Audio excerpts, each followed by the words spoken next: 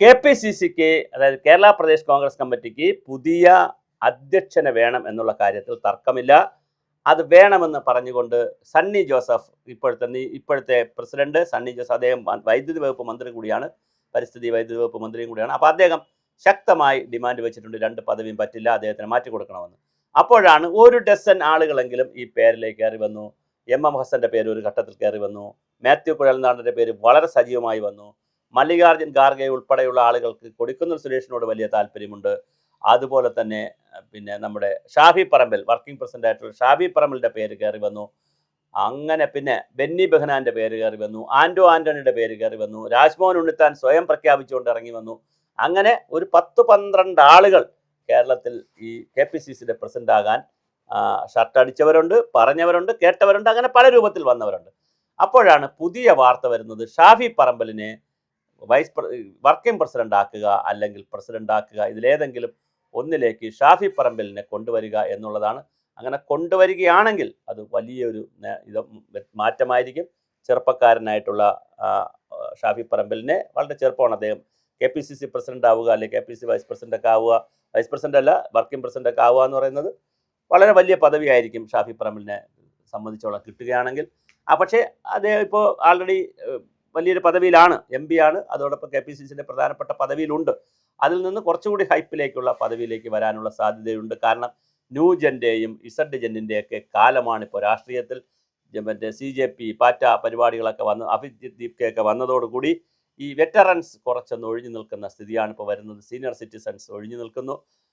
എന്നാൽ സുധാകരനെ പോലുള്ള ആളുകൾ മത്സരിച്ച് കയറി വന്നിട്ടുമുണ്ട്, അത് വേറെ വിഷയം. പക്ഷേ എങ്കിൽ പോലും നമുക്ക് കൃത്യമായി പുതിയ തലമുറ ഈ രാഷ്ട്രീയത്തിൽ കൊണ്ടുവരുന്നതിൻ്റെ ഭാഗമായി ഷാഫി പറമ്പലിനെ പരീക്ഷിച്ചു പോയാലും അത്ഭുതമില്ല. അത് തീർച്ചയായിട്ടും അതിനുള്ള സാധ്യത വളരെ കൂടുതലാണ്.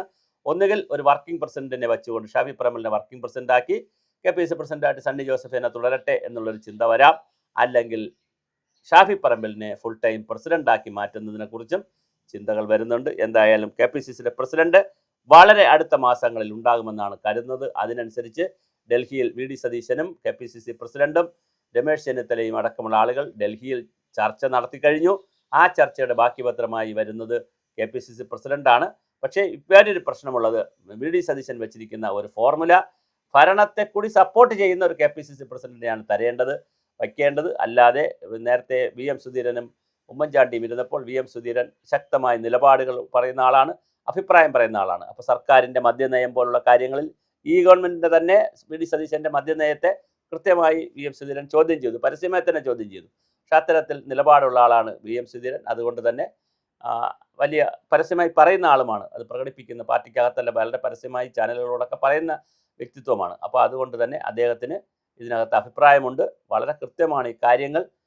പക്ഷെ എന്തായാലും KPCCയുടെ പ്രസിഡന്റ് ഭരണത്തെ കൂടി സപ്പോർട്ട് ചെയ്തു പോകുന്ന അല്ലെങ്കിൽ ഭരണത്തെ ഉപദേശിക്കുന്ന ഒരു പ്രസിഡന്റാണ് വരേണ്ടതെന്നാണ് VD സതീശൻ്റെ ആഗ്രഹം.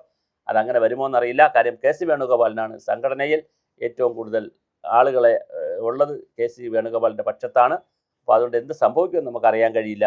എന്തായാലും ഇതൊക്കെ നമ്മുടെ നാട്ടിലൊരു യാഥാർത്ഥ്യമാണ്. ഗ്രൂപ്പായാലും വ്യക്തികളുടെ പ്രഭാവമായാലും വ്യക്തികളോടൊപ്പം നിൽക്കുന്നതായാലും നമ്മുടെ രാഷ്ട്രീയ രംഗത്തെ എല്ലാ പാർട്ടികളിലുമുള്ള രാഷ്ട്രീയ രംഗത്തെ ഒരു യാഥാർത്ഥ്യമാണ്. ആ സത്യത്തെ കാണാതെ നമുക്ക് മുന്നോട്ട് പോകാൻ കഴിയില്ല. അപ്പോൾ തീർച്ചയായിട്ടും വളരെ ഗൗരവതരമായ ഒരു വിഷയമായി ഇത് മാറിക്കൊണ്ടിരിക്കുകയാണ്.